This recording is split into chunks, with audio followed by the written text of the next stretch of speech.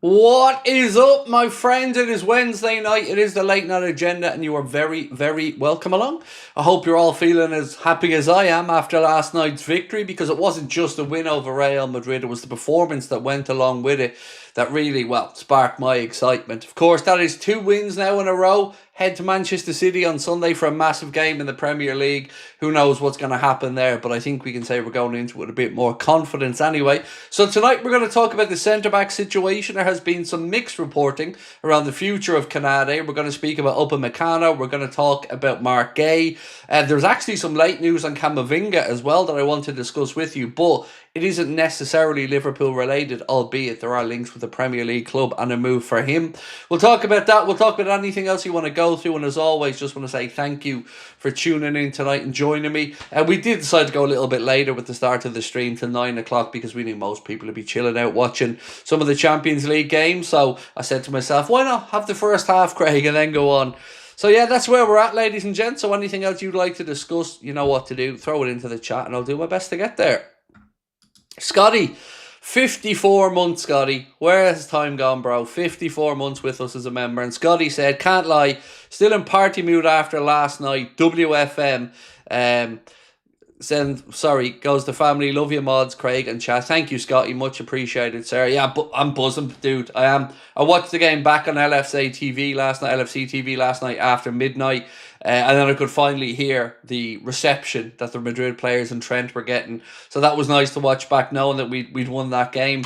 And I'm buzzing, mate. I'm buzzing with it because it wasn't just, a 1-0 win. It was a very convincing 1-0 win that, but for the magnificence of Thibaut Courtois, could have been a lot more.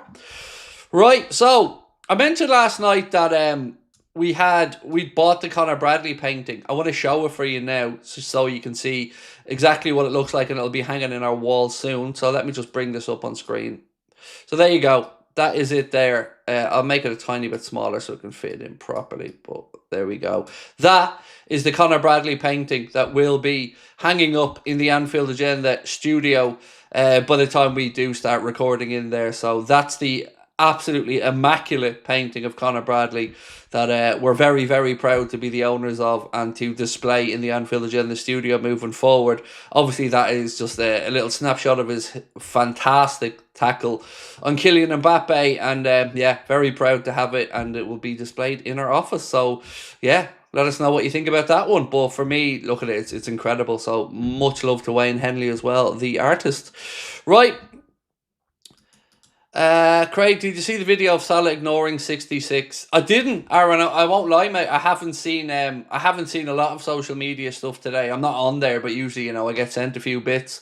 Haven't seen it. I've been really busy today myself, sorting out stuff with the studio and a few other bits and pieces. But I did notice, Aaron, last night that Virgil said, he wouldn't be talking to him after the game either. Look, like I said, in this situation, the only thing that annoys me about it is when the likes of Sky, and I was watching that earlier on, and what's his name, Jamie O'Hara, was there saying he was disappointed in Liverpool fans. Let me just say this, quite frankly, fuck you, Jamie O'Hara. We don't give a shite what you think about what Liverpool fans do or don't do. So, everyone's entitled to their opinion, but for me, you pay your money, you have your say, and fans inside the stadium last night were entitled to react however they wanted to the situation, and I don't need anybody like Jamie O'Hara being condescending towards Liverpool fans, telling us what we should or shouldn't do.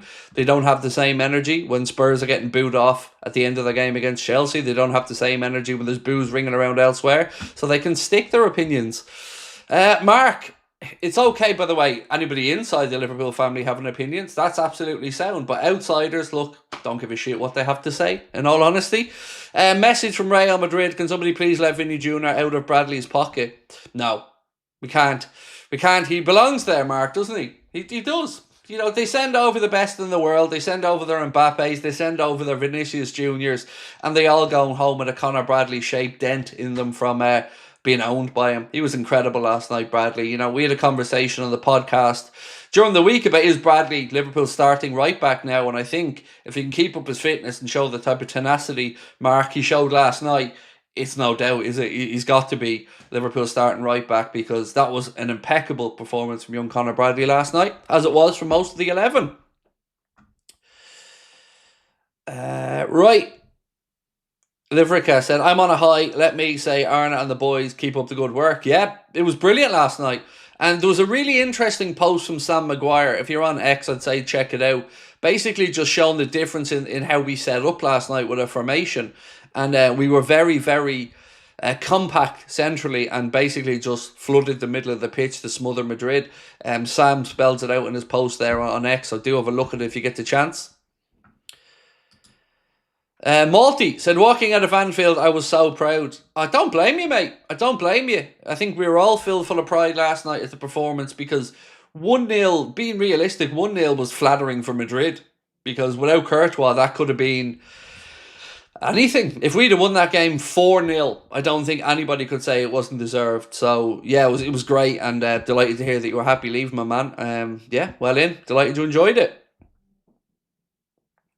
Liverpool Vibes put out a post today saying that Virgil asked Trent to leave the dressing room as only players who wear the shirt were allowed in there. Look, I don't know what to say about... I don't know half of these accounts on social media, Christina, so I wouldn't know whether there's any truth to that or not, to be honest with you. But look, either way, I'm just thinking about our boys and the performance they put in last night, and it was incredible. All of them, to a man, absolutely brilliant performance. Fed off, obviously, the crowd inside Anfield, who I also thought were magnificent last night. And that's 2 years in a row now. We've sent Madrid home with their tail between their legs. It's another clean sheet, which I'm really proud of as well for the boys there last night. So 2 clean sheets in a row, 2 wins in a row. You know, we've built some confidence now heading into the Manchester City game on Sunday, which, look, let's be honest, is going to be a difficult game, but I'm certainly happier going into it with the 2 recent performances we've seen against Villa and Real Madrid. Liz, how are you, my friend? Said, fantastic win against a diving Madrid side, WFM. They were shocking, weren't they? Like, Vinny Jr., I mean, he really is just a disgrace the way he goes on. He's a wonderful footballer, incredibly talented, but the antics, Liz, they're just... Yeah, they're a very easy team to dislike, aren't they, Madrid? Asantino, how are you, bro? Always a pleasure to see you win. Said, I will admit when I'm wrong. Salah had 2 good games. Let's go for 3. I think, look, that's very classy of you, mate, and I put my own hands up after the Villa game to say no matter what happened with Madrid and City, I'd seen enough to know the players were still playing for slot, and that was my big fear. You know, I wasn't ever really doubting the manager's tactical nous or not, but I was doubting whether his words were still registering with the players. But like yourself, mate, I've seen enough to know they absolutely are. And then they backed up that Villa win with a really good win. And look, this isn't what an Aston Villa and a Real Madrid team that came to Anfield all over the place. They both came in really good form. Madrid came in absolutely flying, having a 4-0 win before. Villa, as I mentioned, had beaten Manchester City. They'd gone away and beaten Spurs. So both came in full of confidence and Liverpool got the job done. So yeah, really happy like yourself, Asantino, and happy to say no more doubts for me about the manager or, you know, his ability to get a reaction from the players.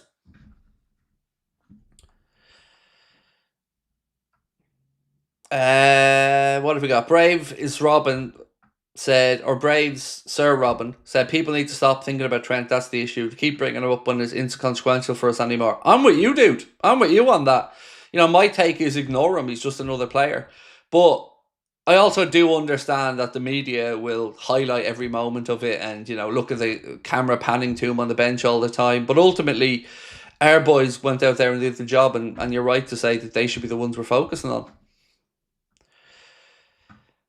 Tipperary 1-19 said Sunday's game will be a belter judging by Man City tonight. Yep, it's going to be a tough one. Like I said, whatever your form is going into a week where you play Manchester City and Real Madrid, they're going to be difficult games. And we've got 2 wins. You know, I'm not going to rewrite history and say that I didn't, you know, prefer the idea of winning on Sunday. That's the bigger game to me than Real Madrid. But what Real Madrid will have certainly done is, again, just instilled more confidence into those players. I mean, here's a question for you guys, and let me get this out as a poll, I guess, for the first one tonight. One sec.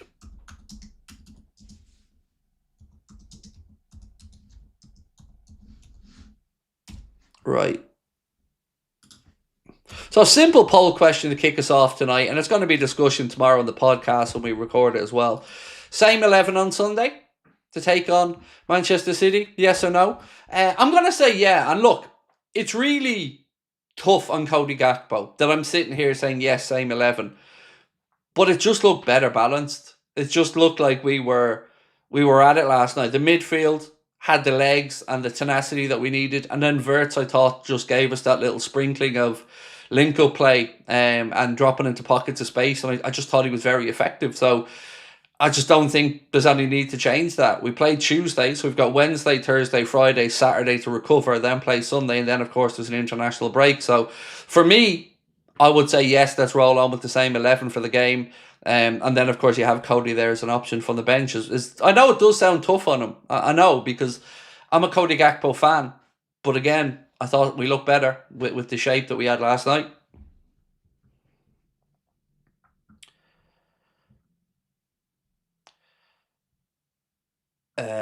So loads of people coming in wanting to know about the centre-back situation. I promise you, I'm going to move on to it in 2 minutes' time. I just wanted to basically cover last night's game a little bit, and then we switch. Same 11 minus Salah for Chiesa. Look, you all know 100% that there is absolutely no chance in hell that Chiesa is going to play for Salah. So look, there's no point in us even talking about it because it's irrelevant. I don't disagree that we should be giving Chiesa more run-outs, but we know it ain't going to happen. So there's no point in us sitting here talking about a hypothetical that Arnold's just not going to do. So realistically, we know Salah's going to be playing on the right-hand side. You know, and I'm not saying you're wrong. I'm just trying to be honest and say we know it ain't happening. If we could put him in. I had him on the left, by the way, last night in my predicted team. He's just not going to start him. So unfortunately, you know, that aside, I do think same 11's the way to go. But again, I respect where you're all coming from.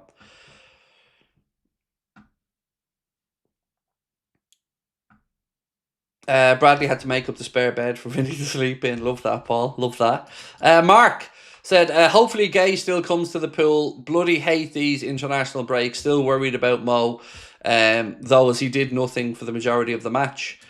So, look, I was doing my player ratings, Mark, last night, and I gave Mo a 7, I think, something along those lines, which was probably about a point lower than the average for most of the players.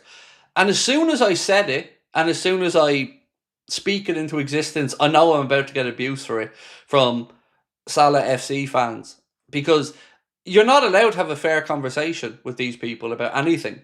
You know, I think last night Salah didn't really pull up any trees, and I thought that he was okay, but not great. So I gave him somewhere around a 7, I think, in my player ratings. And I honestly stand over that and think it was fair. Because, you know, of the forwards, I just thought he was probably the one that wasted possession more than others. Remember a few times on counters, there was a ball to Gakpo on. There was a simple pass that he played straight into the Madrid player's legs. Then there was a couple of other times he took the ball on.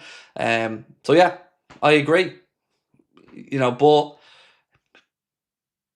I don't know what else to say at this point. You know, we can only give our opinion on him, and we always have to caveat the opinion with the respect he deserves for what he's done for the club. But, you know, I'm glad that at least when I come in here to speak with you guys, there's sense to it because you call it as you see it. Same as me, you call it as I see it. Salah was absolutely exceptional against Aston Villa. Absolutely phenomenal. But I felt he dropped off a little bit last night. He wasn't terrible. I'm not trying to say that by any stretch.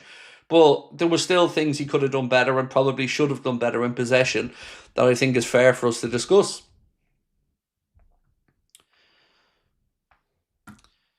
Summerpool said he did well last night, but others really stepped up. I reckon you were spot on with a 7. That was my thinking. Certainly no criticism of his performance really from me. Just I felt there were others who deserved more of the attention last night. You know, Connor Bradley, Dominic Szoboszlai, Wirtz. I thought they were incredible. As were, by the way, Robertson on the other side. I thought Andy Robertson was absolutely top notch, gave us that tenacity, gave us that experience. I thought his passing was really top notch as well last night. Yeah, really felt like they all stepped up, and I'm so proud of them. Serious question: where does Isak fit in this team? I mean, it's a very valid question, Malty. The answer is, mate, I don't know if anybody knows yet. So we have a space So there's two solutions to this, in my opinion, mate. We either keep going as we are with the midfield three, as we used to have them, and then alternating between Gakpo and Wirtz on the left. So that's option one. Where does that leave Isak? Battling it out with Ekitike for the central spot, which, to be fair, at the moment is Hugo Ekitike's. The other option, I guess, is another small tweak to the attack where we have Wirtz in behind two strikers. Now, of course, we're going to lose a bit of width in that shape unless we play wide players in midfield. But I think that's the other option. So you've got, let's say, Ekitike left striker, Isak right striker, Wirtz in the pocket in behind. That's the only other thing I can think of. Or, of course, you shift Ekitike out left on occasion and play Isak through the middle. But right now, the most important thing I would say to you is, if we're saying who deserves to start through the middle as the 9, it's Hugo Ekitike at the minute, and it's up to Isak to turn that around. That's as fair as I can be about it. Isak is a flop. Oh, you can just fuck off. I haven't got time for idiotic comments like Isak is a flop, you absolute clown. He's played a handful of games. No, don't do it, Craig. Don't do it. Don't do it. Just go away. Liam said, Salah, 250. My favourite player ever, 183. Fowler, your favourite player ever, 183. Yeah, I'm the same, with Fowler being my favourite ever, Liam. But as we said, 250 up for Mo is just an incredible number. It's just incredible, man. Nothing else to say, Liam. Can we have a poll if Salah should be sold? Yeah, I mean, I'm not on board with it, but your stream, you ask, we do. Just remind me, again, I feel dirty even writing out that poll, but you asked it, and you're a valued member of our community, Tanya, so we'll run that poll, and just give me a few more minutes to let this one work out, and we'll get to it. Stevie boy, do Chiesa start on the right when Salah is at the AFCON? Now, you see, that, sir, is a very interesting question. For me, I think it's a no-brainer that he does, right? So it's either him or we shift across Gakpo and we play Wirtz on the left. But I tell you what, Stevie boy, to kind of add another twist to your question, if Arna still doesn't start him and give him run-outs on the right-hand side when Salah's at the AFCON, then I'll have no doubt in my mind it's a personal thing. Simple as that. Simple as that for me. But he has to, because I'd far rather him over Frimpong at this moment in time on the right-hand side. But let's see what the manager does, because it is a question we're going to have an answer to in the next 6-7 weeks. Right, I promised I was going to talk about Roger. I will get to your super chats there in 2 seconds, don't worry. I just want to talk about the centre-backs, because people have been kind enough waiting for me to go through some of the stories. So I'm going to start off with KONATE, if that's okay, because there's been mixed reporting today on the situation with Ibrahima KONATE. So one report said that Real Madrid decided to make Dayo Upamecano their new centre-back priority and have reached a verbal agreement with him.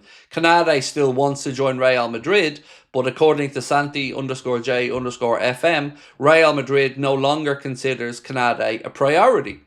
So there's another report, though, that says a little bit different, that Real Madrid still do want KONATE, but this report goes on again from Dario AS that says Real Madrid have left the race for Marc Guéhi.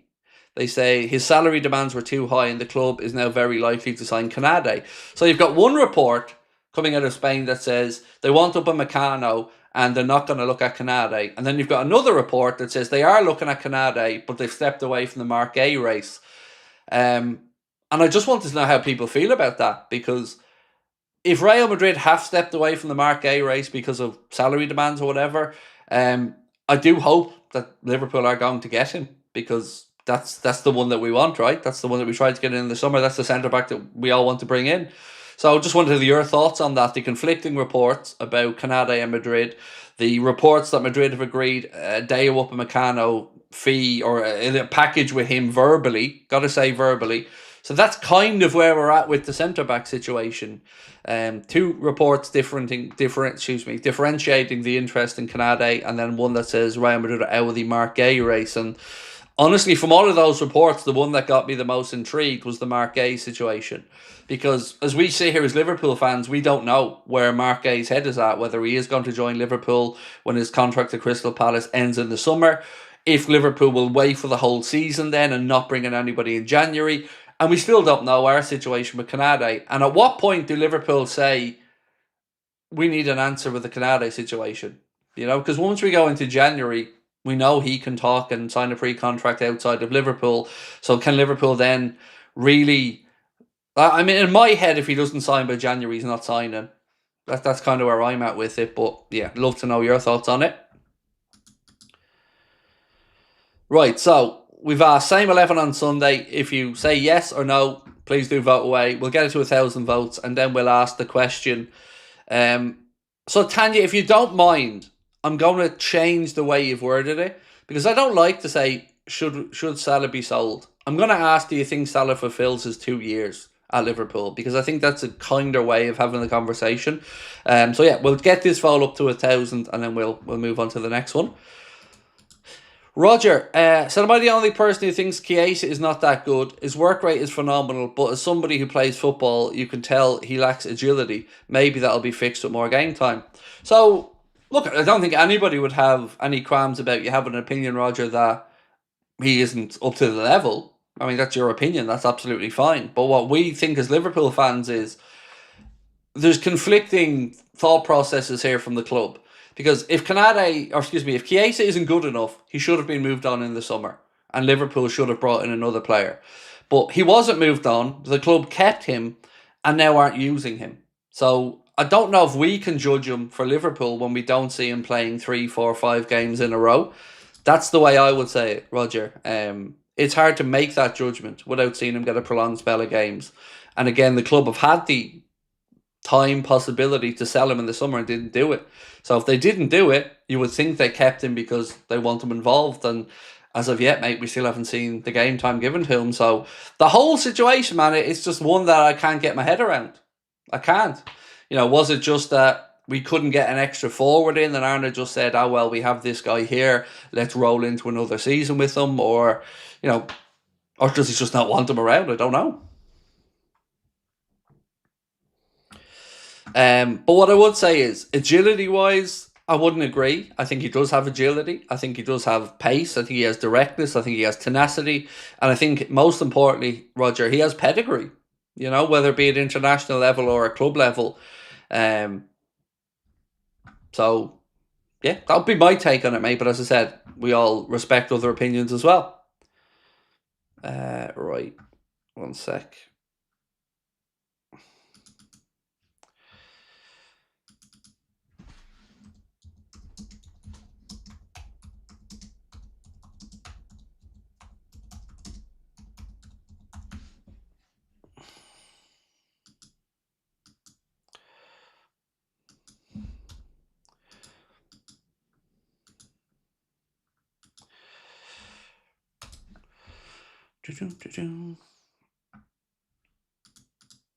Right. Keep that poll going a little bit longer. What else we got? I'm not having it. How is there a penalty given for handball in the Chelsea match, but not handball given in our match yesterday? Jakey boy, that penalty, man, still wrangles me. Still pisses me off to this moment. Because, like I said, I don't even think that was within the rules. That he changed that. In the way that it went about in the process of it. You know, whether you think it was a handball or not, initially that's a different conversation. So, yeah, it still annoys me, mate, that situation.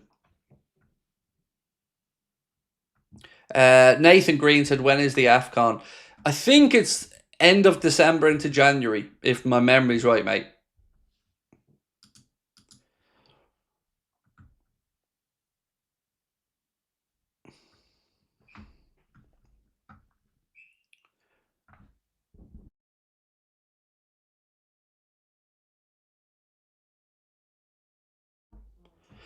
Sorry, I was just talking to my daughter there. I had to mute the mic for a second. Yeah, look, for me, once the referee gives the handball outside the box, then VAR... Look, and here's a good example, right? I tried last night to have a thought process on this that I could explain clearly to people who maybe still feel like it shouldn't have been a penalty. So, let's go back to the foul for Virgil. Do you remember the foul where Virgil, we got a penalty against us where Virgil was judged to foul the player inside the box when initially the free kick was given outside the box. So we had that example, and I think we can use this as part of the thought process is why what the referee did was ridiculous. So the referee wasn't sent to the monitor for Virgil's, was he? You know, he wasn't sent. They didn't look at that and think, well, maybe there wasn't enough of a connection to be a foul or anything else. They said it was just a factual decision, inside or outside the box. Ref didn't go near the monitor. It was relayed into his ear. Penalty was given. And we're all thinking, fair enough. So then last night, we have a similar situation where the handball was given. So the referee's seen the handball and given the handball. Then it goes to VAR. The only decision the VAR have to make is that in or outside the box. Because it isn't a clear and obvious mistake because it hits his hand. So it's not like it hit his shoulder, his arse, his face, his stomach. It hit his hand.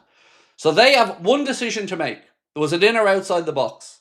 They didn't do that. They dragged the ref to the monitor and then you knew what was happening. I said it during the watch along exactly what was going to happen. They're going to bottle it and they found a way to get themselves out of that decision. And that is why it disgusted me so much. Because we had a very similar incident a couple of weeks before where Virgil gives away a penalty on a decision of whether it was in or outside the box. There was no, oh, maybe this isn't a foul or not. Because let's be honest, it's not like Virgil went in and absolutely took somebody out of it. It was a connection on the bottom of a foot that, you know, was probably a foul, but it wasn't being re-refereed. So the ref didn't even go to the monitor. That's what wound me up about it, is that whole process was different for the two situations. And I don't think the two situations were that much different in themselves and that it was a factual decision in or outside. Simple as that for me.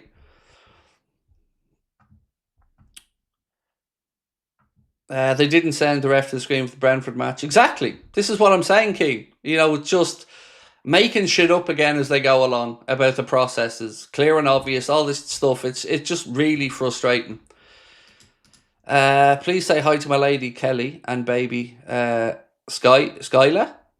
Absolutely lovely name, by the way, Skylar. And hello to Kelly as well. And thank you, Liam. One thing is absolutely was not a drop ball to Real Madrid as the outcome. Yeah, it should have been a corner. Now, that part, I have to say, factually in the laws of the game, I'm going to put my hands up, like I said last night, and say I don't know categorically how that's written in the rules. But you certainly feel really shafted as a Liverpool fan, going from a free kick to what should have been a penalty to nothing, and not even the corner. So I totally get where you're coming from there.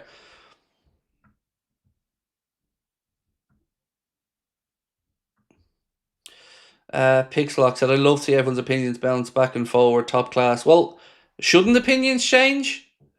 You see, this is what gets me annoyed, mate. Were you happy when we lost 6 out of 7? Would your opinion not be that that wasn't good enough? And then when they start winning games of football, that is good enough? I don't understand this constant, I'm better than the rest of you nonsense that people come out with. Because that's all that is. You just want to feel superior to everybody else going, I never doubted all along. Well, good on you. But for me, losing 6 out of 7 is not good enough at Liverpool Football Club. End of conversation.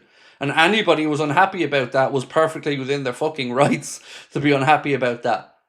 You know, so this revisiting it now that we've won 2 in a row to make out like, oh, look at me, I'm better than everyone, I didn't doubt anybody. Just stop it. It just adds nothing other than you want to feel superior to someone. So just give it a rest. Mark Doherty said, Salah's 12 goals away from 200 league goals for Liverpool. If he had a decent season goals-wise, he'd be close to Kane for second top scorer in the Prem when he sees out his contract. Yeah.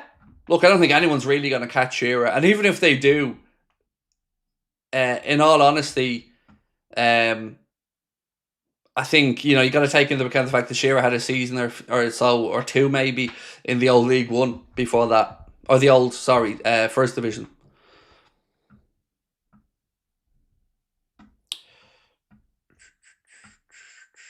Frank Craig Pixie was just saying he loved the chat. No, he wasn't. You've absolutely picked that up incorrectly. He was absolutely being sarcastic about it, mate. You've picked that up incorrectly.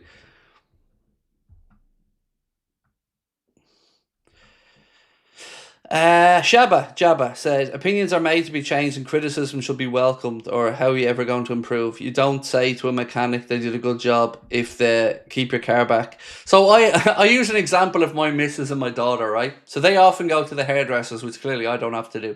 So they go to the hairdressers and they come back and they say they're unhappy with their hair and they'll moan at me about it. And I'll ask them the same question. Did you not have a chance in the hairdressers when they showed you your hair to say you weren't happy? And the answer was always, yeah, but I didn't want to be rude. And I just thought, well, you're paying for it. If you're not happy with it, speak up or shut up. Because I don't want to have to listen to it when it's got nothing to do with me. So yeah, I think criticism and hate is the conversation I think we should be having. Because they're the two things that get conflated for me with people at times. They try to lump valid criticism in with hatred, which is just silliness in my opinion.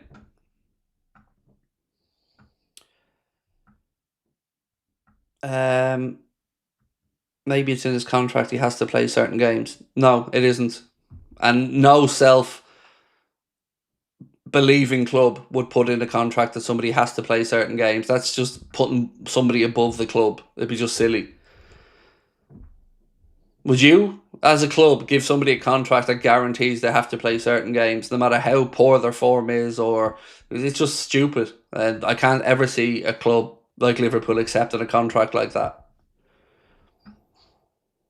What competitions are we even in now? Champions League, Premier League, and FA Cup, Lewis. FA Cup as well. Although that competition hasn't started yet for Premier League clubs. I think they just played the first round of it, if I'm not mistaken. The first round regular, and then Premier League clubs come in. I don't know, is it all Premier League clubs come in the third round?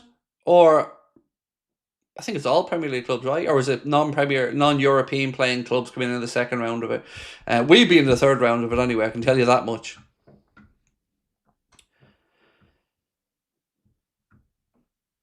Grizzly, thank you so much, mate. Gifting 10 memberships, really kind of you, and I'm sure that they will be very much appreciated as well.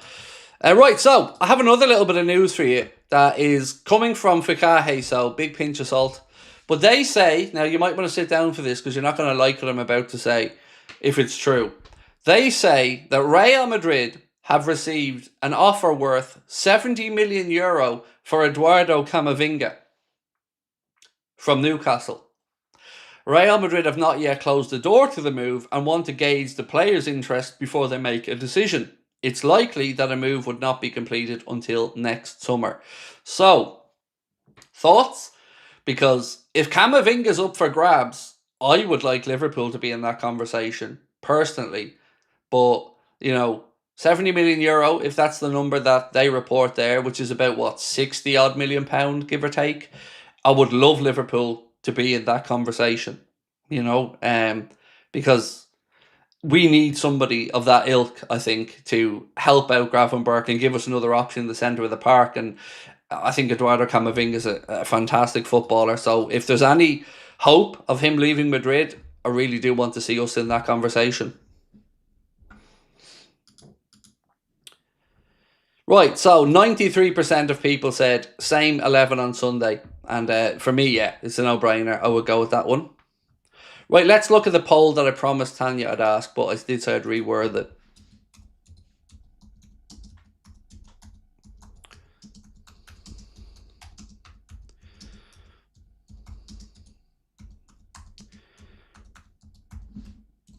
Right, so what I've done, Tanya, is will Salah see out his full Liverpool deal? Because I don't want to get into a conversation about selling him, because everybody's thought process, in my opinion, when he signed was that he was going to see out the 2 years and then that'll be the end of it. He'll have that next chapter, whether that's MLS, Saudi, wherever. So I'm not expecting a sale at all, to be honest. I really am, because I think the reason Salah would have stayed on is because he wanted to break more records, and he wanted to also be part of Liverpool for the next 2 years. So I think when that was signed, same as Virgil's, I would say everybody's expectation was that both those deals reached their natural conclusion at the end of the 2 years. Joe Baroni said, Craig, love what you do. Thank you, bro. I'm a newer Reds fan, just 4 years from New Jersey. You clear up a lot of questions for me. Thanks. Hey, my pleasure. And welcome to the family, mate. You know, it's great to have you with us, and you picked the right club.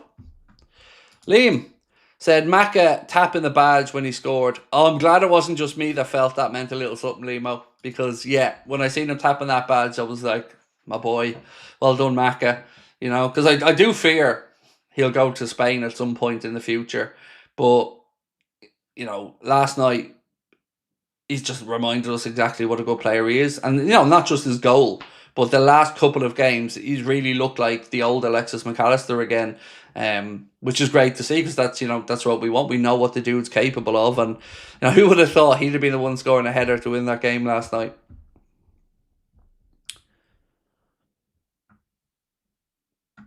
World of Naturalist said, heard on another channel saying Branthwaite may be interested in the move to Liverpool despite signing a new contract. Heard anything?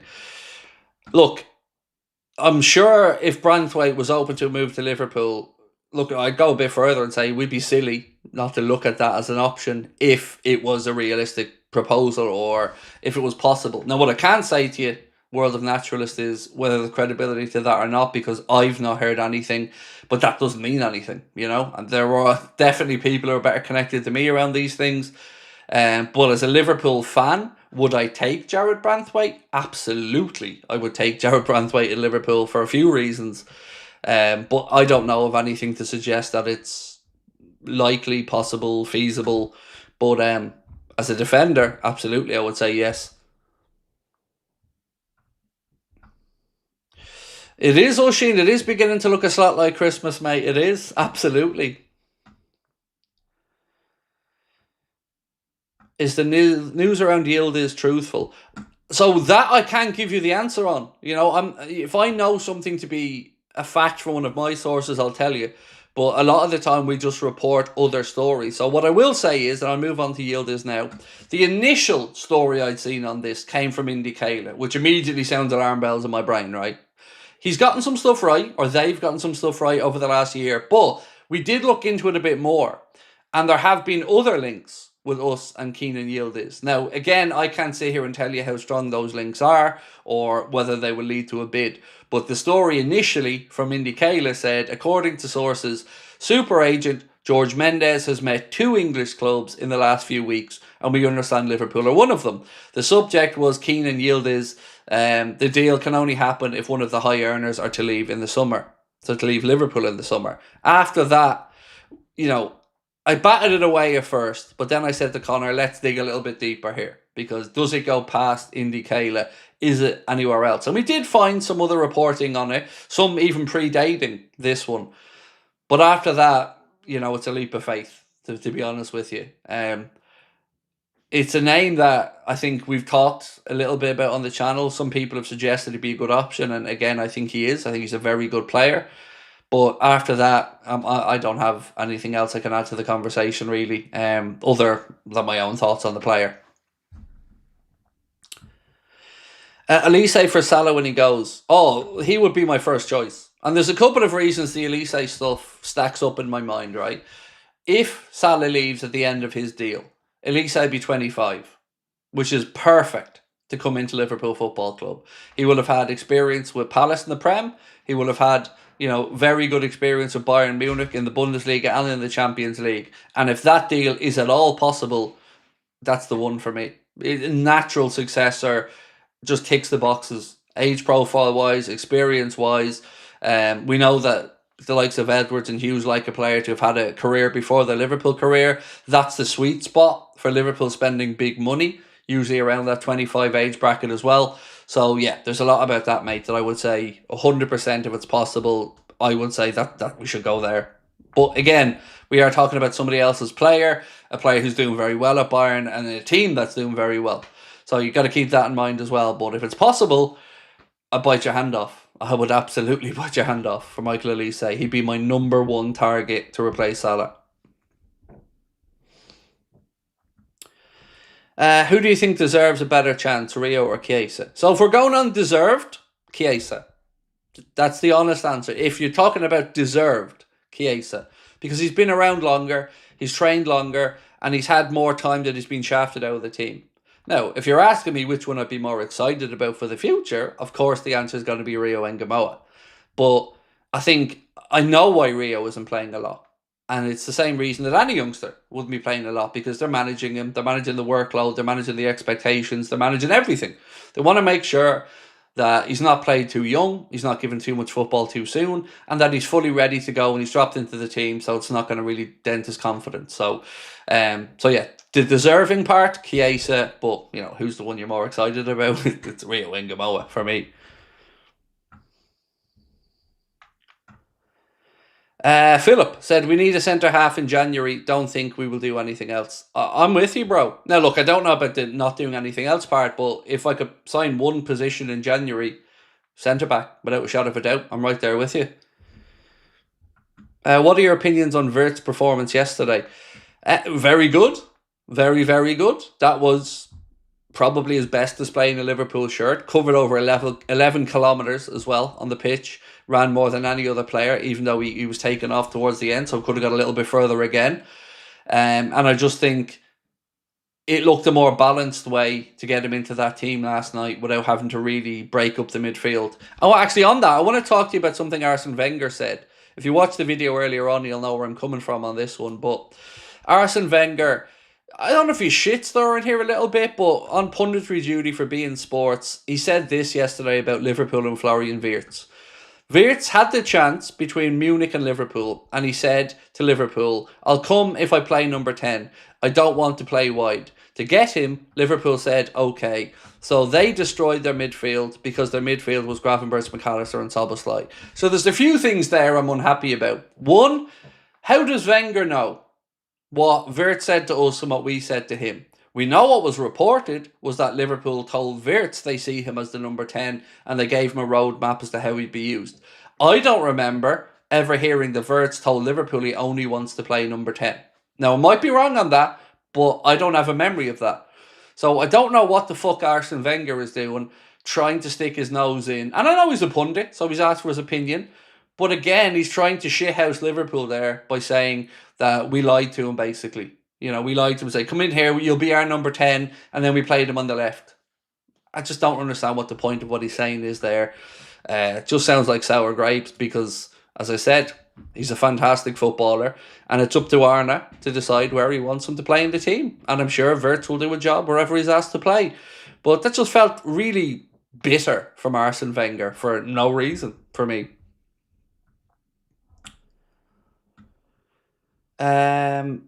Anthony Mullen said, Slot should try a 4-1-2-1-2. Oh, can we... Sorry, this is named at you, Anthony. Sorry, mate. I'm just... The amount of conversations, bro, we've had about formations over the last few weeks, and I honestly think we think about it too much, because it's more how we are in and out of possession that's important, I think, than how we initially line up. What we did last night worked.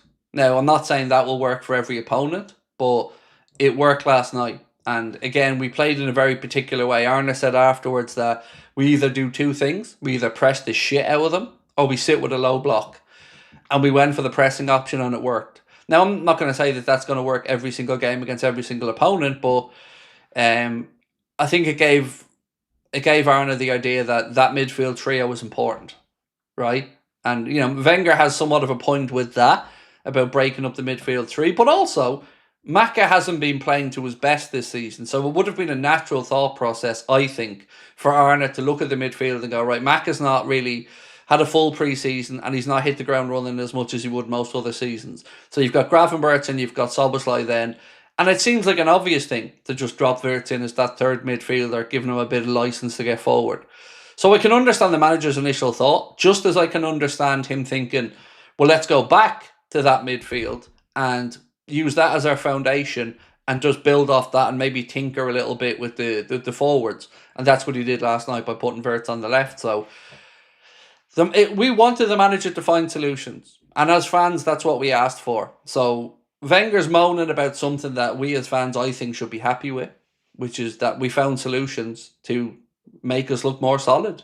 And I don't really give a shit what Arsene Wenger has to say. Because for me as a fan, I was happier with the performance I seen last night. than a lot of other performances this season. And is that we've had 2 clean sheets, 2 wins in a row with that same midfield 3 back. Can't be an accident, in my opinion.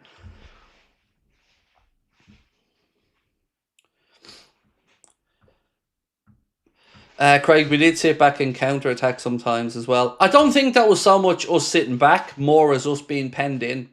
You know, it's natural, you know, when Madrid emptied the bench like they did and, you know, things got a bit more attack-based for Madrid, it's natural that the flow of the game, if you just look at possession-wise, they shaded a possession, I think, something around 60-40, something around that, I think. So, yeah, there were going to be times where the game becomes stretched and we set back. But when we did that as well, it was good to see, wasn't it, that we were effective and that we could counter them. There was a few occasions where just the final ball let us down. So yeah, it was good to see that when the game transitioned a bit to become a bit more stretched, we could sit back and then we could look to spring a counter-attack. But what we didn't do was give Madrid much joy with counter-attacking or getting in behind us. And that was, I think, really impressive.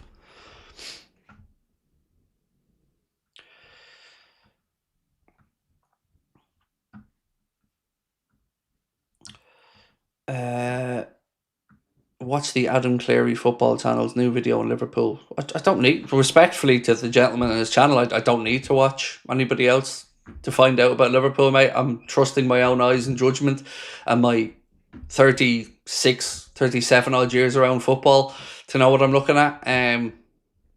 So yeah, best of luck to him and all, but I'm okay with my own opinions. Isaiah said, thanks Craig for the explanation. Did think it was interesting to see the new balance in our attacking phases. Yeah, I think so as well.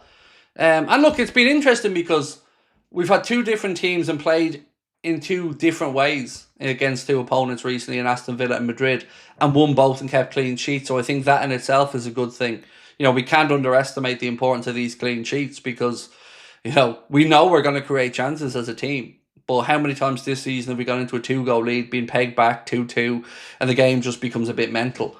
So last night, we struck that balance between aggression, defending, and again, getting up in their faces, and I thought the press was immaculate. Right, more stuff. Let's get through this one. All right, some more notes for you. Conor Bradley. So he was asked on, you know, his youth when he was playing, what he used to do, who he used to look up to, what he used to pretend to be, like we all did. And he said, Steven Gerrard was one. I used to slide around in the garden, copy him, and hit it top bins. Luis Suarez as well. And good man. Conor Bradley. Fair play to him. I thought he was, again, exceptional last night. Santi_J_FM said, breaking, Real Madrid have reached the verbal agreement with Dayot Upamecano. Foot Mercado have said Real Madrid and Dayot Upamecano have reached the verbal agreement and the Spanish club are now in pole position to sign the defender. The 27-year-old will become a free agent this summer unless he agrees a new contract with Bayern. So it really does feel like, based off some reports coming out of Spain today, that Madrid are looking at Upamecano over the likes of a KONATE move, which again makes it a very interesting situation for us with KONATE.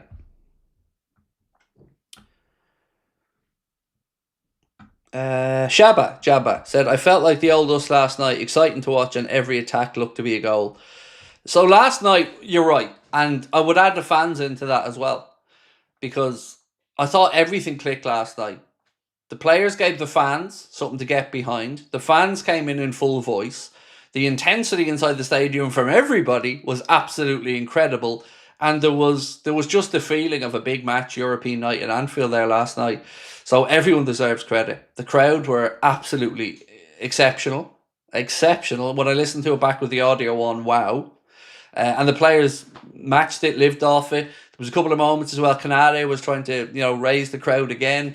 It's just, that was perfect. That last night is why we love this football club. Everything about it. The performance, the manager, the crowd, the result. It was us. It was incredible. And it reminds us what everybody's capable of. And that holy trinity, as Shank says, all come together. It's special. 60s Red said the keeper was supernatural, though. Oh, I actually burst out laughing, mate, at times last night, because what else can you do? You know, Courtois, he was just phenomenal. You know, it must be sometimes what teams feel like when they play us and that we have Ali in goal. Because, yeah, I laughed at times, man. Just save after save.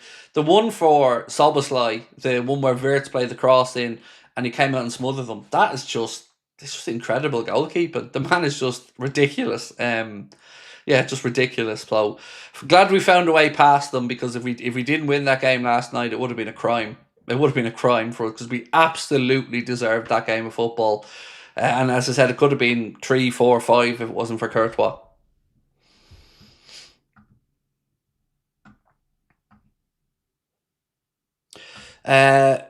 Gary Evans said, back pages last night didn't give us any kudos. They said the loss was due to Real Madrid not playing well.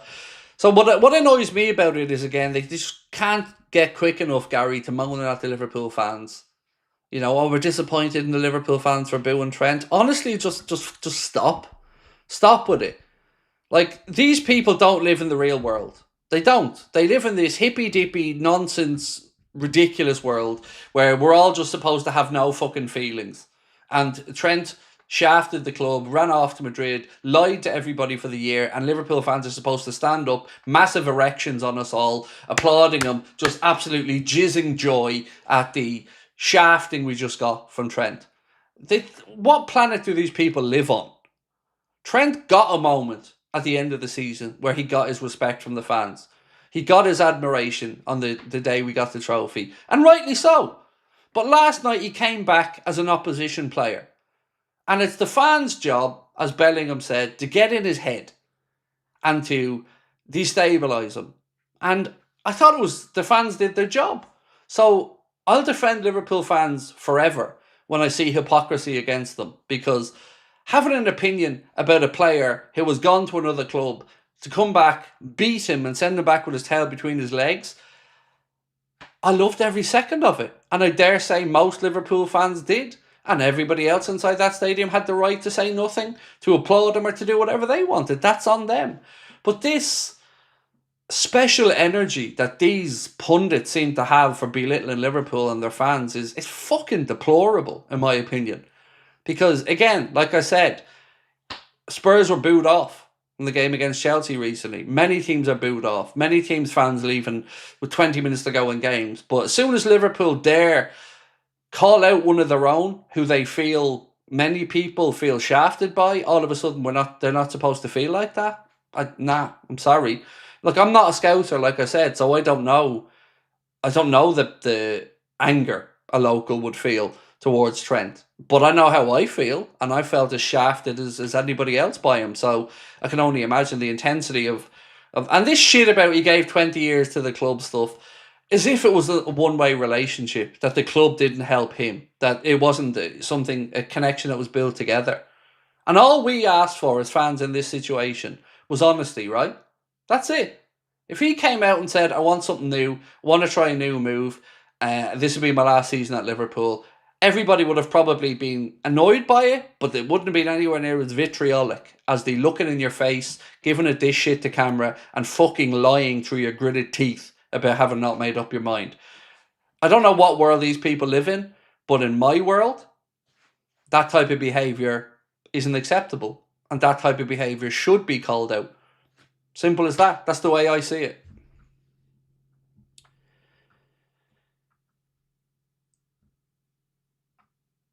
World of Natural said, very simply, why should we be applauding our opponent? Exactly. Look, what happens when Trent hangs up his boots and his career's over? I don't know the answer to that.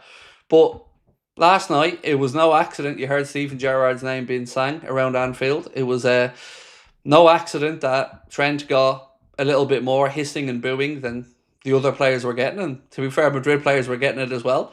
The fans did their job. The fans got behind their players, their team did their job. Simple as that.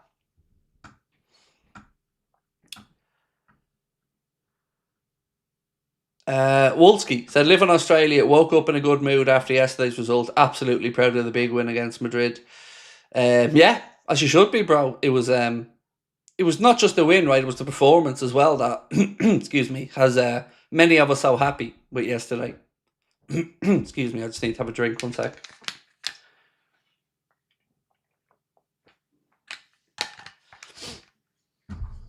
So, I always just try to say this. Imagine Saka leaves Arsenal in whenever his contract's up. I don't know when it's up. I think he signed a new one or whatever. But let's just say, argument's sake, 3 years' time.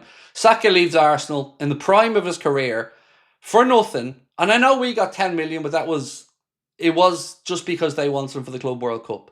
So Saka walks off and goes to Madrid for nothing and leaves Arsenal having told their fans all year he wasn't sure or whatever. Do we think that when he comes back to the Emirates, he's going to be given a standing ovation? Do we fuck? Nah, not a hope. Same with any other club. Any other club that raises one of their own, that comes through the system, and that leaves for nothing to put more money in their pocket, that's what you're going to get. If Trent had gone for 80 million quid, I don't think the reaction would have been anywhere near as vitriolic as it has been. But people know this. This is my point about the hypocrisy. They all know this.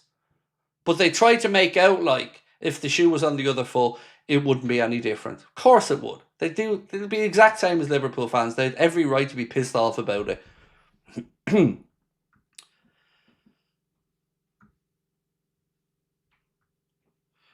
Liam said, bit of fun, best Premier League Liverpool, Fowler Suarez up top.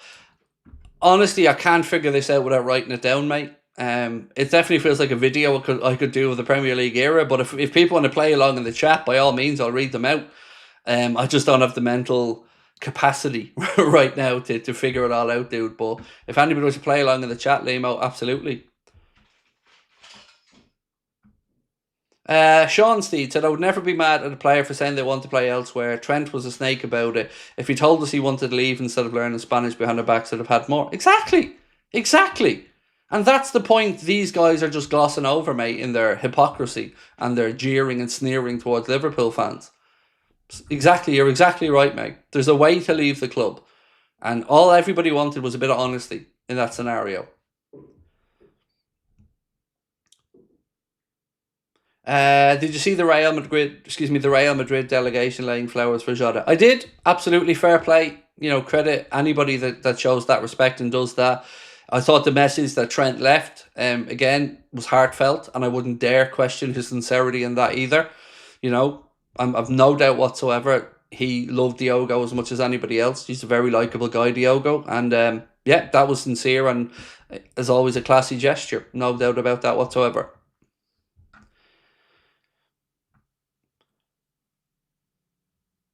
Keane said if Trent didn't want to get booed, he could have signed a new deal with a release clause, but he knows Madrid didn't want them if it wasn't free. Spot on, mate. Keane, absolutely agree with you. They had no interest in buying him for 50, 60, 70, 80 million. They wanted him on a free. I know they paid 10 million euro for him, but that's because they wanted him before the Club World Cup. I don't know how to pronounce his name properly. Scope Escor said, could you ever see Trent get back to Liverpool, for an example, when he's done with his career and want to return to his boyhood club? Look, I don't know, mate. When his boots are hung up, who knows? I don't know. I couldn't answer that question. Nor would I sit here and ever say that Trent didn't play a part in our success and wasn't an important player. All of that stuff is more than fair. But, what happens after he hangs up his boots, I can't speak to that far ahead, mate. I don't know how everyone's feelings will be by then.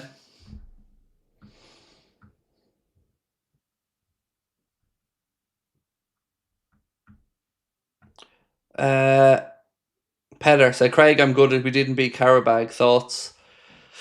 It kind of just plays into my thinking of the inconsistency that Chelsea have trying to settle in with all those new players, Petter. But I honestly wouldn't stress about it too much, mate. You'll find your way through to the knockout stages of the Champions League, and I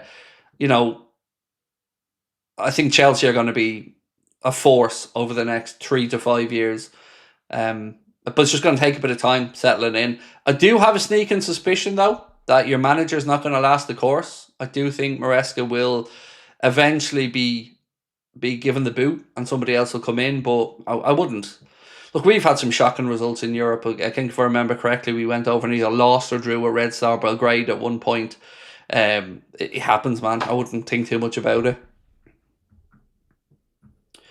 The Scan said, best Liverpool channel on YouTube. Hope you're good, Craig. Just tuned in. Thank you, man. Appreciate that. And yeah, all good. Thank you. My shoulder's getting better each day, which is a huge relief because it's been a really draining few weeks with this shoulder. Just constant pain. But yeah, last night certainly dulled the pain a little bit as well with the win.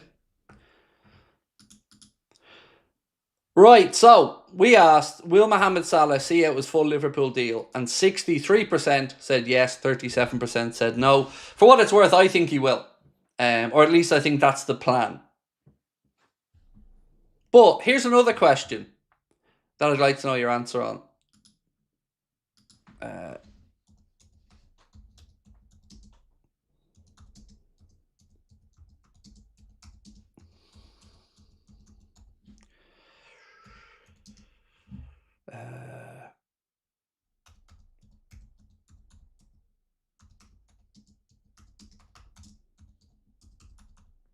Okay, so I want to caveat this question before I put it live into the chat.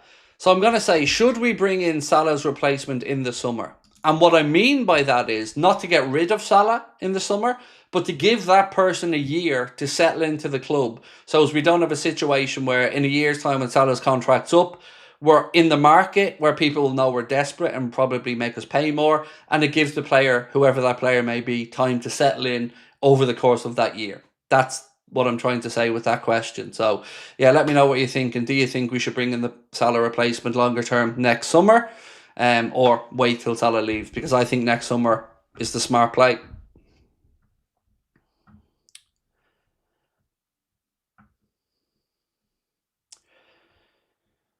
What's your take on the position Arne sold Wirtz on? So I think you're drinking the soup there, mate.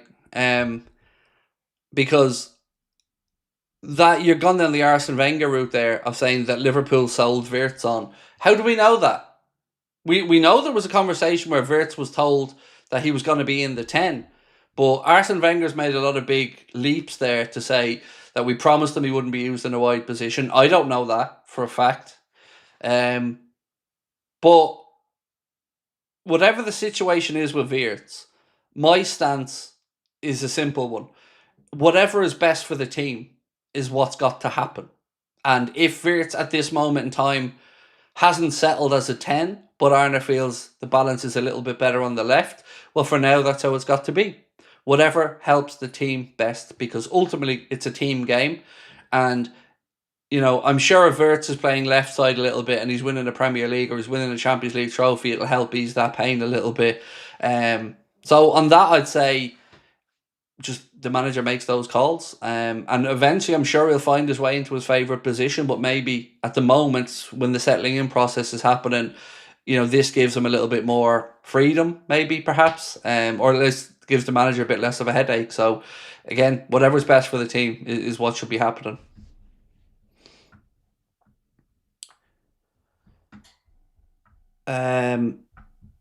Other European teams struggle against Premier League teams. The intensity and physicality is on another level. So there was another good point made tonight. I was watching TNT Sport, and I can't remember which pundits were talking, but they were talking about how will European teams in European competitions this year deal with the kind of set-piece revolution in the Premier League and the long throw-ins and stuff like that. Because it's almost like the Premier League have come full circle and kind of gone back to some of the older, more physical attributes of what English football would have been about. And I just thought it was a really interesting talking point to see how that would work out over the course of the European campaign. And also how it will be refereed. That'll be another interesting thing, because there's a lot of blocking off of goalkeepers, blocking of runs in the set pieces that we're seeing in the Premier League.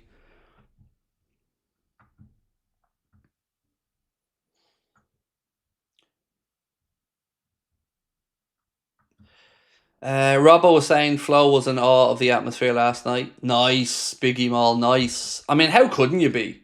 You know, as a player, that would have had the hairs in the back of your neck standing up, wouldn't it? Like that's Anfield at its best. That's what the Anfield folklore is built on. That last night, big game, big opponent, under the lights. and everybody together, fans, players, manager, all in unison, all going in the same direction. It's a thing of beauty. It's part of all of our love affair with the club, isn't it? Weirdly, we've been classed at set pieces in Europe this season. We have, Keen, and I'm glad you brought that up because I have the stat on that one somewhere. Um, that Liverpool have actually scored the most set piece goals in Europe this season. I think it's 4, if I'm not mistaken.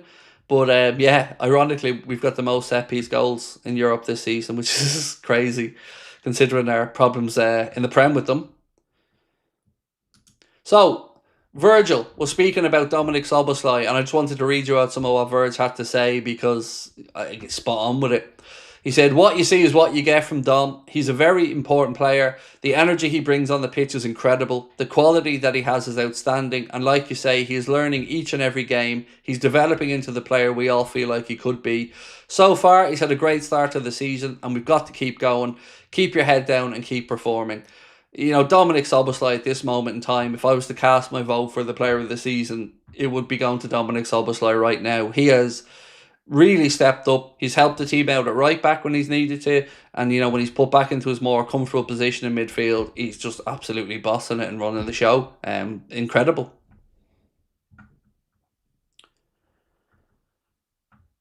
Did you see 442's proper belter? I haven't had a chance to yet. No, do love 442's, as you know, but I will have a little look at it after the after the stream because they're very good at what they do. Is that the new Germany kit that Flo was when you sent into the WhatsApp group earlier? I'm not sure if it is or if that's just a retro thing. I do know that this is the last major competition that Adidas will be wearing, or Germany will be wearing Adidas, which absolutely freaks me out. You know, to think that Germany won't be using the biggest German sports brand for their shirts anymore. But I'm not sure if it is or if it's a retro redo of it. If it is the real one, it's a belter, isn't it? You know, based off that 1990 West Germany shirt, which is, in my opinion, the greatest football shirt of all time.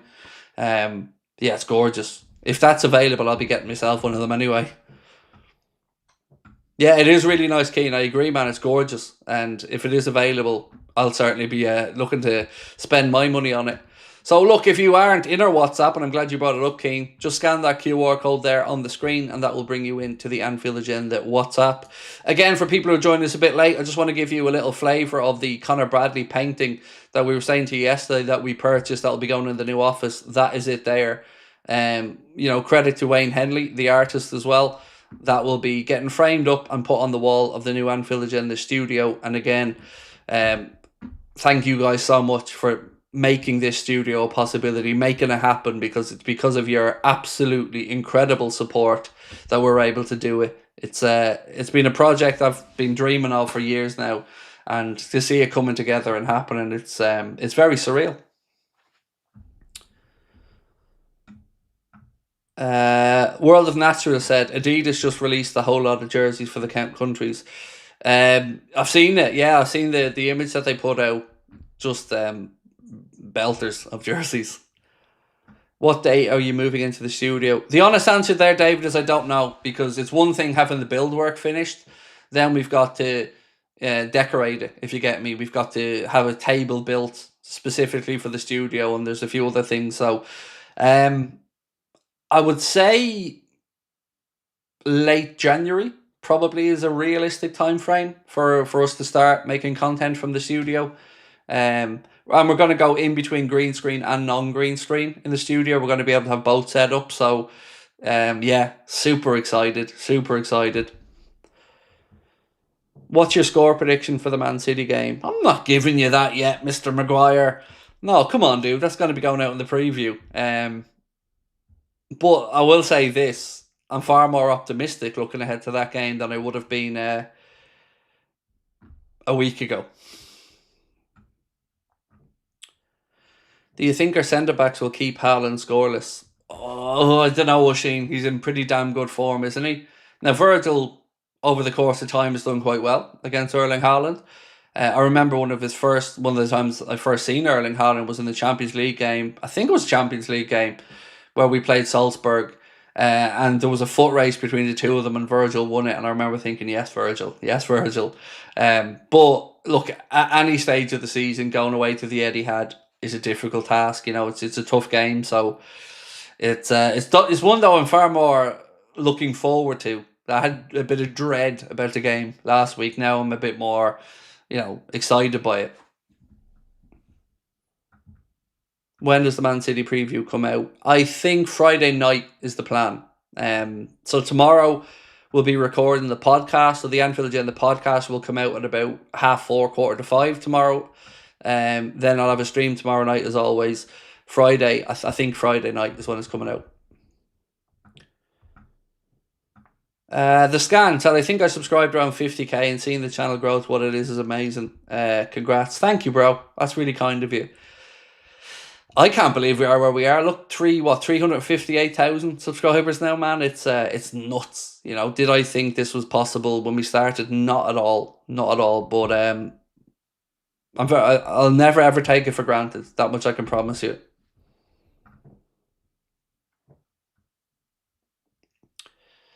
I am the Oyster King, said Craig. I'm wondering what, if any, impact Gerrard had in the game-to-game decisions and by extension play on the field. What are your thoughts? Is there anything in that?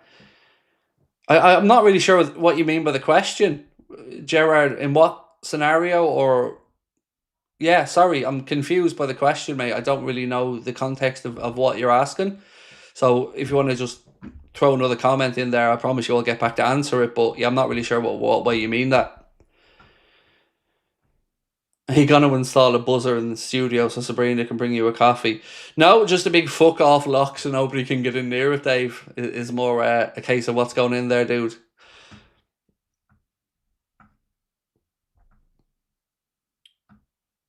Billy Beckner said, if you told me a week ago that we would have beat Villa and Madrid with clean sheets and both, I wouldn't believe you. Hopefully we can make it 3 out of 3. What I did say to you, that Connor has only ever said to me once that we're going to win 2 or 3 games in a row, and we did it. And he said to me some stage last week that we're going to beat Villarreal, Madrid and Man City. And I looked at him and I laughed. But we're 2 of the 3 down. So, maybe Mr. Crosby is Nostradamus in that. So if we beat Man City, I'm asking for the lotto numbers at this point. I think he meant when Gerrard playing for us, did he have any influence on team selection? No more so than any other captain, I would imagine. And again, that would depend on each coach at each particular moment. So Brendan Rodgers, he didn't seem to be a big fan of. Rafa, I think Rafa would have talked to senior players, but I don't think anybody would really have a role in team selection, outside of the coaches. Cereal or milk first? Cereal. It depends, though. It depends on what I'm having. Most of the time, I'd say cereal, and then milk.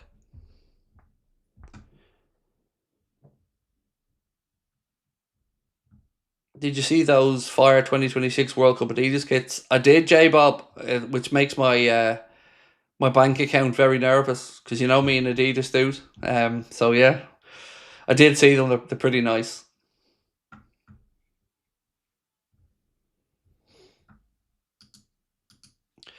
God, I'm high on life. Love to Craig chatting the world. Good. I'm glad to hear you're doing well, Liam. Yeah, and you're feeling well, man. That's great to hear. I think as Liverpool fans now, we should be all upbeat.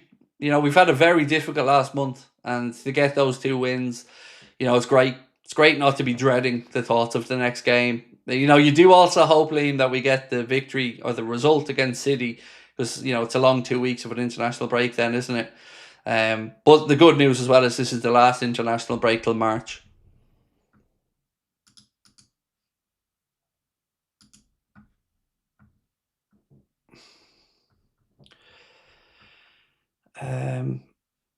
Milk, hate when the cereal gets soggy. That's what I'm saying. Depends on what cereal you're having, and when you're going to have it. But for me, I'd say cereal first, because the type of cereal that I'd usually have would be like granola, so it's not really going to get soggy. And I hate dry cereal. What's your honest thoughts on Ireland and the FAI? Well, I think the question should be about just the FAI because the international team is only who's available. So it's the FAI I think is the bigger problem. Look, the FAI have been a piss take, the Football Association of Ireland, for the last 25 years, and have absolutely pissed away some very good opportunities to build on the success of like Italia 90, USA 94, Saipan 2002, and they've been shown up by the IRFU, who, and the GAA, who absolutely just embarrassed them with the way they're run. So the FAI needs to get its shit together, and it needs to actually start doing justice to the grassroots coaches that are out there. We need more of them as well. It's just not good enough from start to finish with the FAI.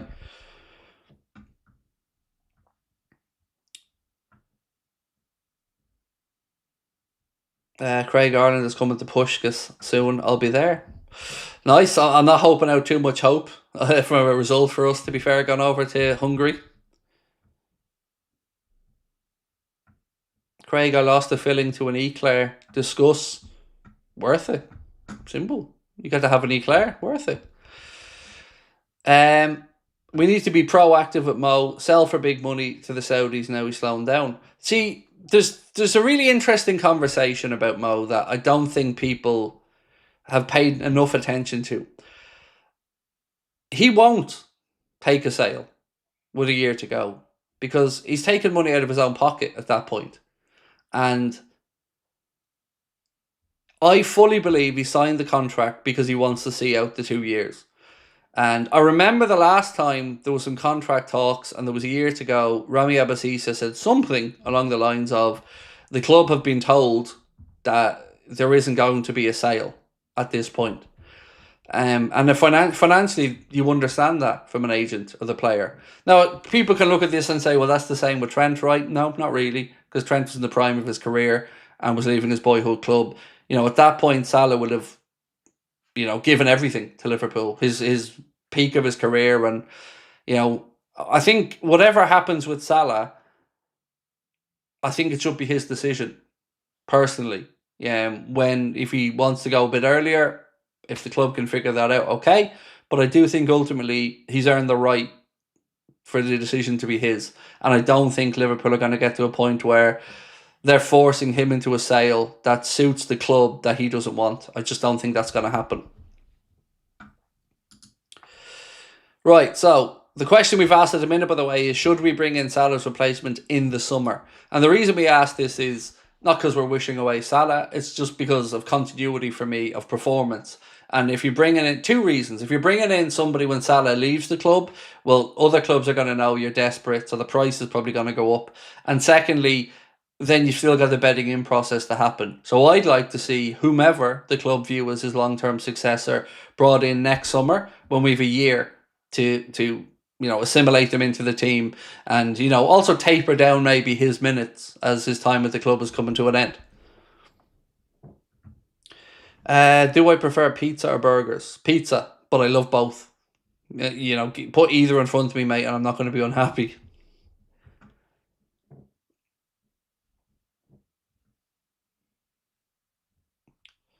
What about Upamecano on a free? The reports, John Doe, tonight, mate, are that Real Madrid have a verbal agreement with him. So there's been a couple of different reports on this. Santi_J_FM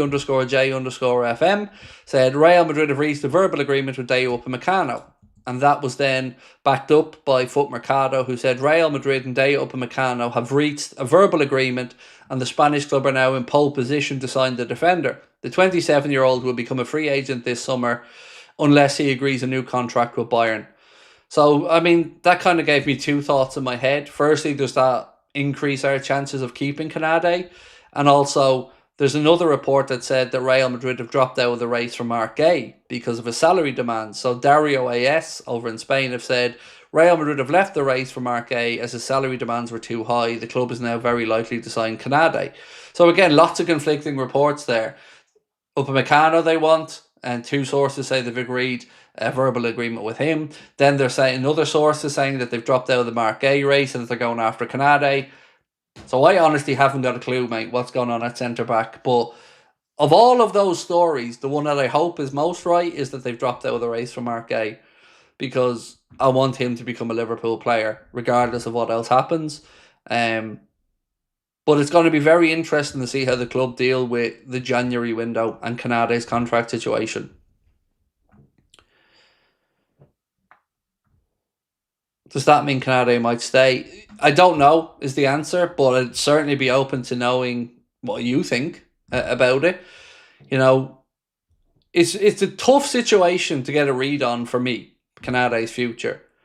I really don't know what to expect there. And, you know, if he felt like you, let's say, for example, let's say KONATE had his heart set and moved to Madrid, and then Dave second guessed the decision because of his form, does that mean he's then maybe more likely to, come to an agreement with Liverpool? Or was he always still chatting with Liverpool, and was the Madrid stuff just noise? These are things I really don't know the answer to.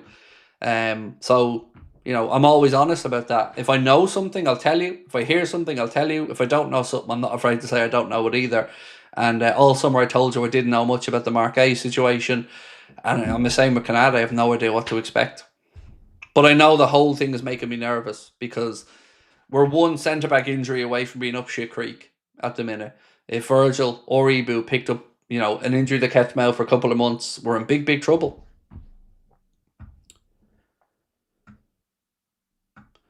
Padder said, Craig, food talk. Don't get me too excited, dude, Food talk, and that burger talk last night had me starving the whole stream.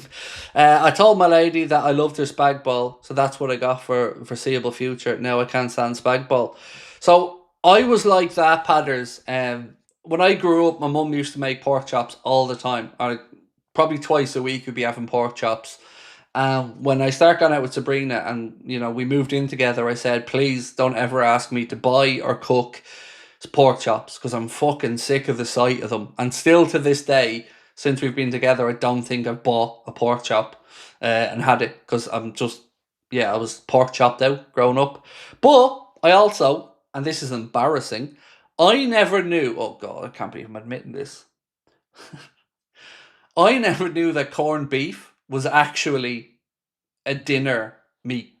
I only knew corned beef from the sliced corned beef that you get from the deli counter to get in your Sambos. I'd never had corned beef until I started going out with Sabrina, and her mum cooked it for dinner once, and I love it, absolutely love it. But I never ever had it before till I started going out with Sabrina at 19 years of age. Didn't even know corned beef as a cooked piece of meat for dinner was a thing.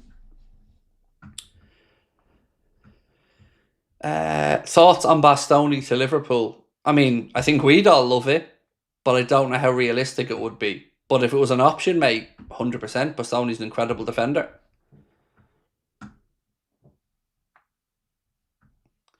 My daughter hates pork chops too. So I love a fillet of pork. You get me a fillet of pork, no problem. Love that, especially for a curry. But yeah, just pork chops, man, I'm done. Don't ever want to see them again. G. Herrick said, we've seen how hard it is for some players to get up to speed in the Premier League. Bring in Salah's replacement ASAP to give them time to acclimatise, or acclimate into the team. I agree.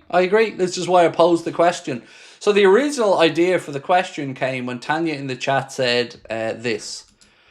Can we have a poll if Salah should be sold? And I felt that was... I think we could have worded it in a better way. So that's hence the poll that we have up there at the minute is, do you think Salah's replacement should be brought in this summer? Because I don't like to talk about the club getting rid of Salah or selling him, because like I said, I feel like that decision should come down to him ultimately. When his contract's up, that's a different thing. But between now and then, I think it should be his decision.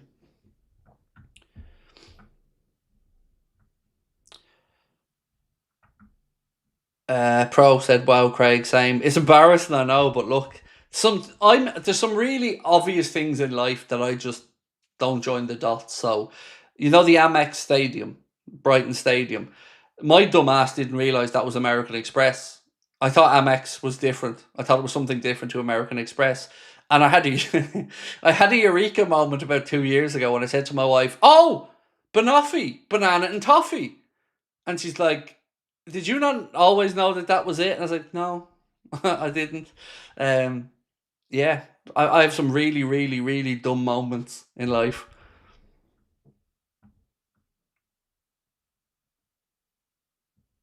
Mary said, Craig, I'm the same as you with corned beef. As in, you didn't like it, Mary, or you didn't know it existed, or you've had too much of it.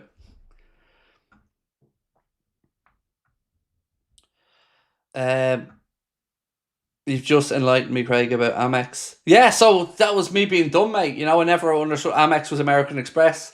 Um, and then one day it just clicked in my head, and I thought, oh my god, I'm an idiot. Keane said, I've just found out Banoffee, banana and toffee. Do you know what I mean?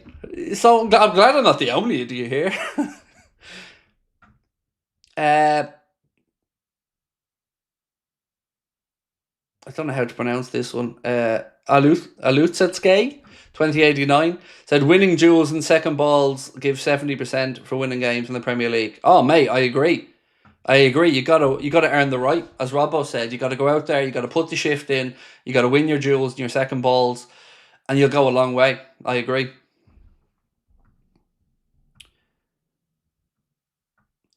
Back after losing my nan a few weeks ago, said Taylor's World.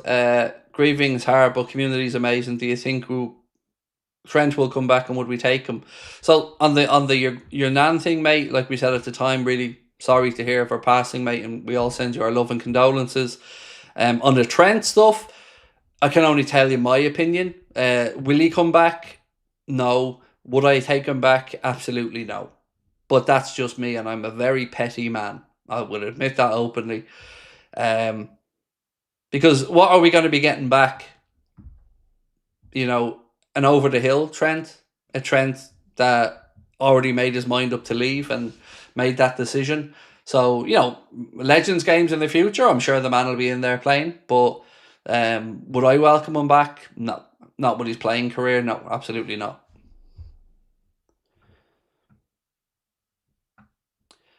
If we find a way to use Isak in this team and the way we're playing, it's going to be scary, but not for us. I know Ekatike has been our best number 9, but Isak is the better striker. Well, again, it's going to be interesting who wins the battle. You know, increased competition between them for a starting place. And I've always said to you guys, I believe increased competition is a good thing and it's a healthy thing.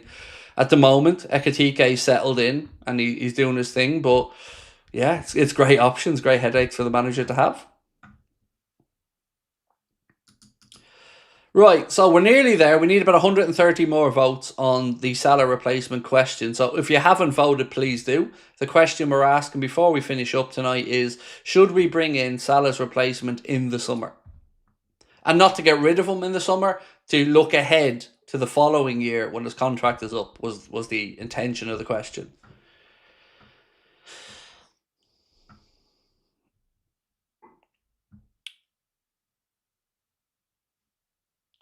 If Liverpool win the Premier League, you have to eat a whole broccoli, not a tiny tree. No, never eating broccoli again, mate. Not happening. Absolutely zero chance. Not happening. Yeah. So I'll say that to you now up front. Peter, sorry, I'm only getting to this now. Peter, my apologies, sir. Peter said, "Give Soboslai a new deal. He reminds me of Stevie."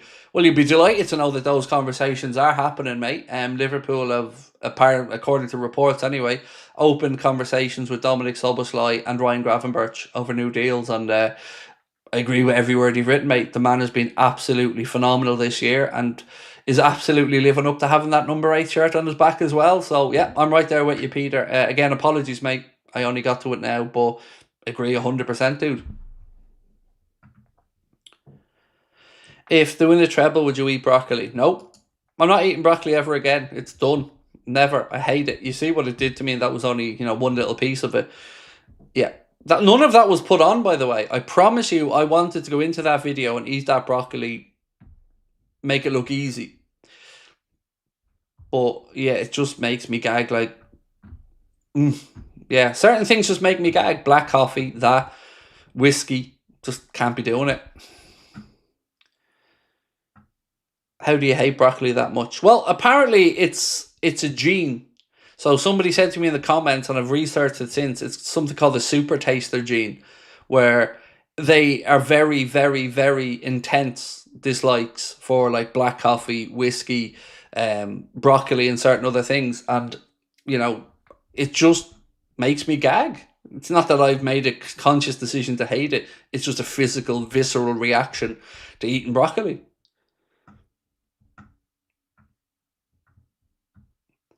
Kush Patel, thank you, bro. That's very kind of you. You're such a character. Well, I think that's the Irishness in me, to be fair. But appreciate you. Yorkshire puds are belter. Hooey. Yes. My wife is the Yorkshire pudding queen. She absolutely adores them. Like, if ever there's anything with a Yorkshire pudding, she's all over it.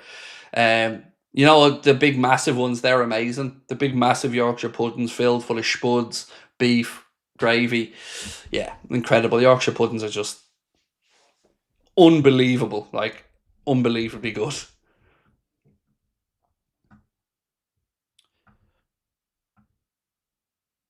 If you won't eat broccoli if Liverpool win the league, eat a pork chop instead. Oh yeah, look, I could eat a pork chop easily. That's just a choice that I'm fed up with them.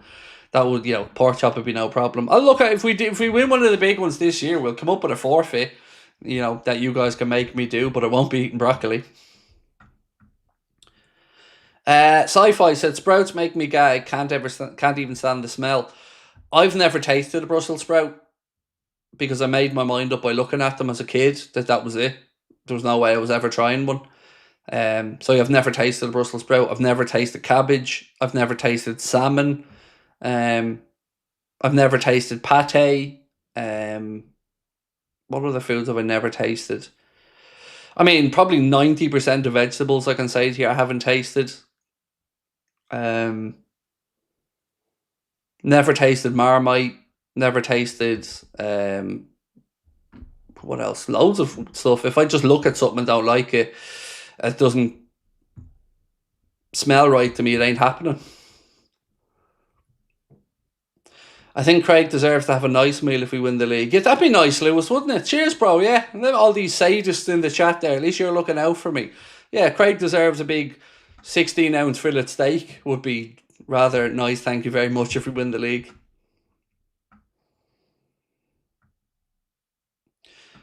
Would you eat broccoli for Liverpool to win the league and the Champions League, but you have to eat a whole broccoli? If literally there was a way of proving that me eating that broccoli meant we won the two of them, then yes, I would eat it, vomit it, and eat the vomit if I had to make sure Liverpool won both of them. But, I need cast iron guarantees.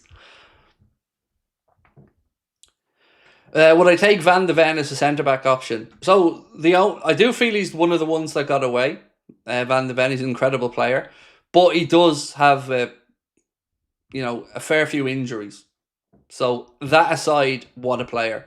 And I've said this for the last 2 years or whatever it's been since he went from Wolfsburg, I think it was, to Spurs. It felt like one we missed out on because we were linked to him at one point, and he looks the real deal. Like pace, power, good defender. Injuries aside, top-notch player. Peter. Do you agree with me that we are 1-3 signings away from creating a squad to fight for silverware for many years to come? We have a young squad. Thoughts, Craig? Thanks for everything you do. I agree. I think we're another wide player, 1 or 2 centre-backs, depending on contract situations, and another DM away from dominating English and maybe even European football, Peter. But that's the plan. That's the direction the club are looking to go in with the signings that they're making. It's just some people would argue maybe we did too much in one window, and that's led to some of the inconsistencies we've seen. But I think on the face of it, yes, I don't disagree with you. I would also add in, we'll need to see how Mamardashvili really eventually succeeds Alisson and how that works out.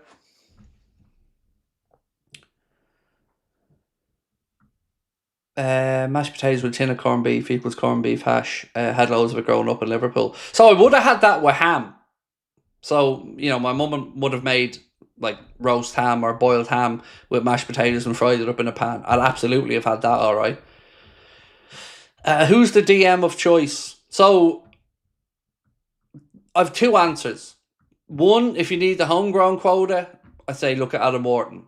If you don't need that, and Real Madrid are willing to sell Camavinga as per these reports, I would say we have a little look at Camavinga. So there's a report from FICAJES that said Real Madrid have received a tentative offer worth €70 million for Eduardo Camavinga from Newcastle. Madrid have not yet closed the door to the move, but they want to gauge the player's interest before they make a decision. It's likely that a move wouldn't be complete until next summer. So at £60 million or €70 million, if we didn't have to fill up homegrown quotas, I would say Camavinga. Homegrown quota wise, Adam Wharton, very good player as well. Baleba, I think he'll end up at United for what it's worth, for people in the chat mentioning Carlos Baleba. Angelo Stiller's another interesting one. His name has long been linked as well with Real Madrid, but he's certainly one worth keeping an eye on.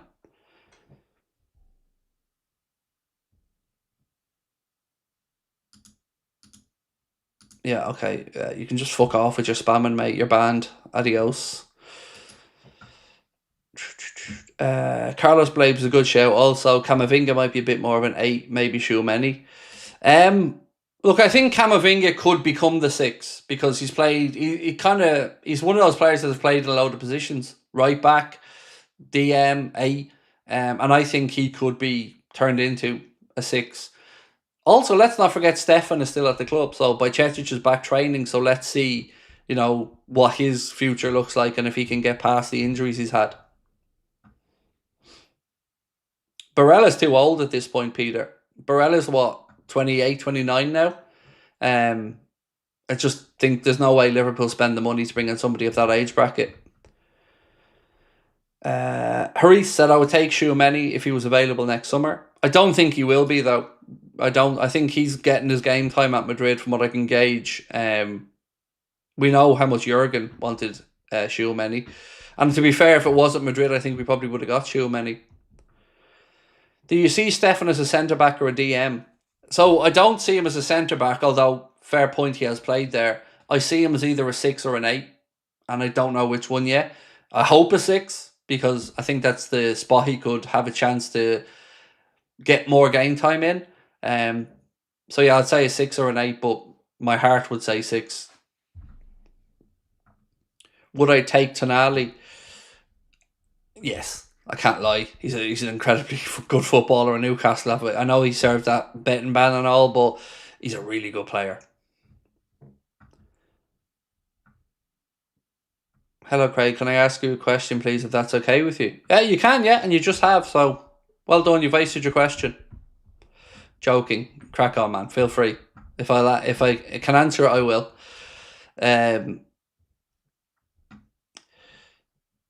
You should eat a tub of custard if Liverpool win the league. I love custard. So the only person that would be suffering there would be my wife, who gags when she's near custard. I'd eat custard all day. I love it.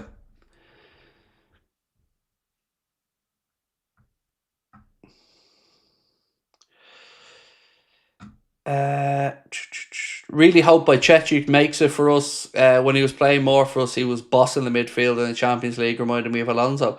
Same, Danny. I loved him when he came in. Yeah, huge hopes for him, and I've been so frustrated, as I'm sure he has, at the injuries and stuff he's picked up since. Craig, have you done the ice bucket challenge? I did do that, Oisin, yep. When it was doing the rounds at the time, I did do the ice bucket challenge, and yeah, it was cold, as I'm sure you can guess. Right, so we've now had over 1,000 votes, and 91% of you guys said yes, you would bring in Salah's replacement next summer so they would have time to acclimatise and settle in. The question is, would you take Aouar at Liverpool, in your opinion? So, look, I haven't followed Houssem Aouar in a good while, but when we were linked with him at the time and I was looking at him, yes, I thought he was a very, very good footballer. But in the last, let's say, year to 18 months, I really have not paid any attention to him. But when we were linked, I wouldn't have been at all unhappy about him coming in. I could have seen exactly why we looked at him.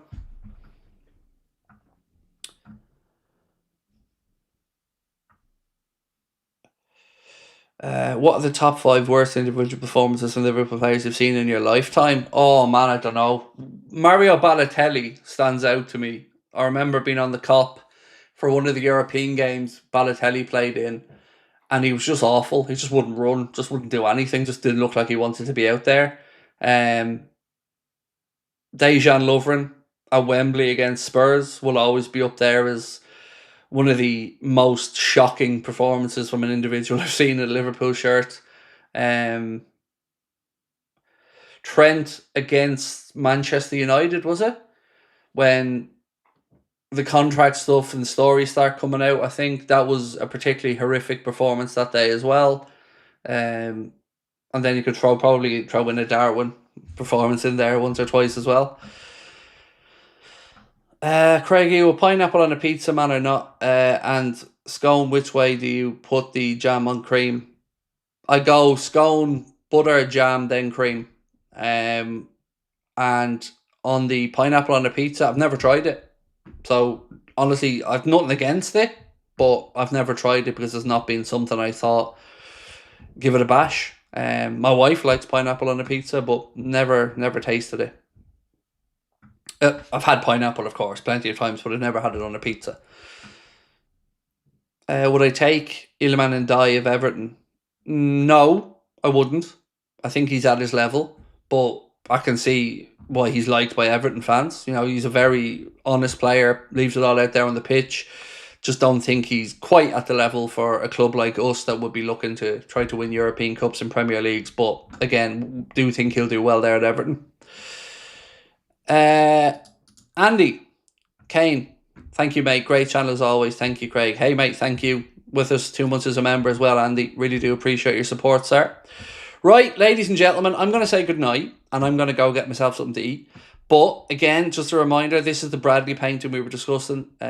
Again, shout out to Wayne Henley, the artist. That will be hanging proudly in the Anfield Agenda studio when it's all done and finished, and very excited to have it.